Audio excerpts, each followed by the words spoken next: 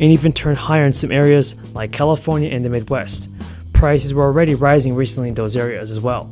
The least expensive states for gas are in the South.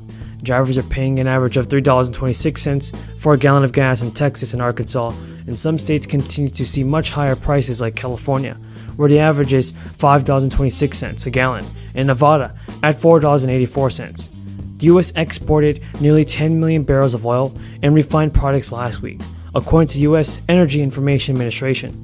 Exports of gas totaled 1 million barrels a day for the week. Everybody, Joe Biden's new Inflation Act is now offering up to $14,000 in additional financial assistance to many low-income families. There are over 70 Democratic lawmakers that are urging Congress to step up to the plate and pass legislation that would actually prevent a government shutdown. Joe Biden's Inflation Reduction Act on climate change is helping many Americans reduce their carbon footprint. A key element in that push is offering up to $14,000 in rebates and tax credits for people to make their homes more energy efficient. Those benefits can be used to lower the cost of home upgrades, ranging from installing heat pumps to buying new electric purchases and like stoves and dryers. About 40% of carbon emissions stems from buildings, and so these incentives can actually help the U.S. achieve its goal of lowering fossil fuel emissions. According to experts, this gives people some very concrete and generous incentives to do that, both in the form of tax credits and direct cash rebates. CBS News has said that it is the biggest federal investment in buildings ever, at least one that is specified for climate change. There are two separate rebate programs. The Homes Rebate Program provides more than $4 billion in states to help residents make their entire home more energy efficient, and the program provides rebate based on the energy savings they upgrade their home in. And now, for instance, homeowners that make changes that cut their energy usage by at least 35% can get up to $4,000 in rebates. That amount is doubled for low and middle income households who can get $8,000 in rebates. High Efficiency Electric Home Rebate Act provides rebate for low and middle income families to electrify their home, like installing heat pumps or electric clothes dryers. The per household rebate is capped at $14,000, and households cannot receive two rebates for the same upgrade. The Homes Rebate Program would cover upgrades from solar panels to new windows that help your home become more energy efficient. The other program designates rebates for specific appliances and purchases and other upgrades. One of the consumers and one of the most appealing rebates is a provision that is offering up to $8,000 for heat pumps, and this provides air and conditioning as heating. Thank you, Mr. Chairman. So in March, the SEC proposed a climate risk disclosure rule that takes a big step toward increasing the efficiency of the economy and of financial markets by requiring companies to inform investors about the climate-related risks that affect their businesses. Now, as part of this rule, the SEC proposes that companies disclose their greenhouse gas emissions, and a company's emissions are classified into three different categories called scopes. So, Chair Gensler, just so we can set a baseline here, let's run through an example. Let's say I'm Exxon. My Scope 1 emissions. Rural communities. At least 40% of funds in the $14 billion competition and all of the funds in the $6 billion competition will flow to these communities. Kamala Harris even said that the investments will help families' budgets by improving energy efficient systems and public health by promoting clean energy and utility bills. First of all, the IRS is warning taxpayers about the opening of a 2023 tax filing season that they should expect a smaller refund. It's due to the crisis and the measures expected to expire. So the latest federal stimulus payment went out in 2021. It means that millions of people already received those stimulus payments as a recovery rebate credit that was effectively given as a tax refund.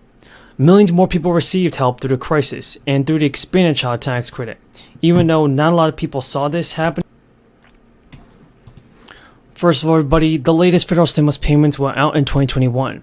Millions of people have more received to help through the crisis through the expanded child tax credit that many progressives saw as an effective and important social safety net.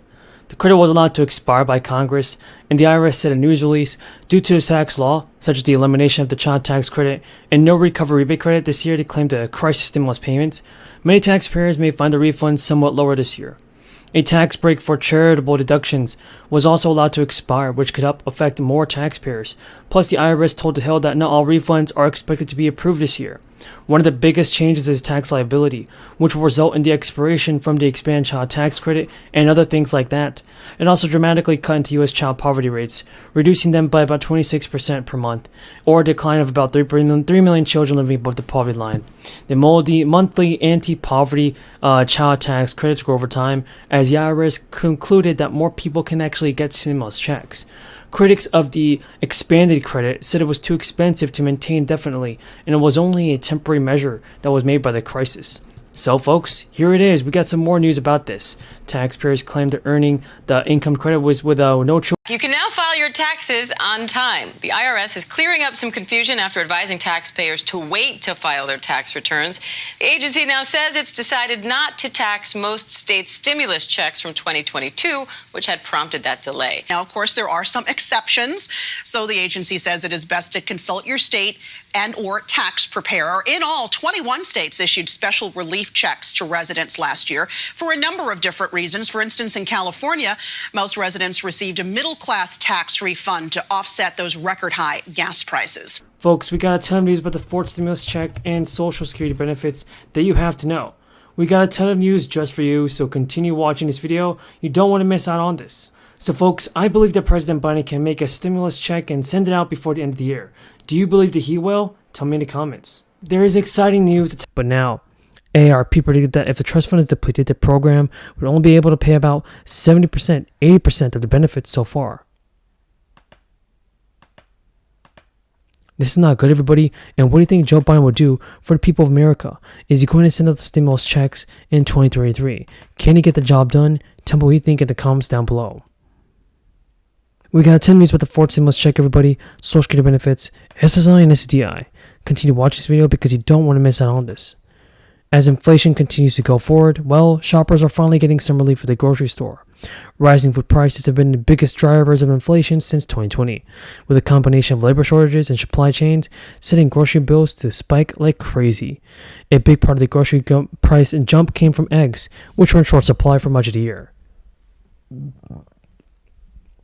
And the sharp rise in grocery prices over the last few years has sometimes challenged the conventional wisdom that it's cheaper to eat meals at home rather than out at restaurants. And while the prices that consumers actually pay depend on where they choose to shop and dine out, new data actually shows prices for food at the home rose faster than food away from home for most of the year. And the figure matched pace with the consumer inflation in June from the prior month.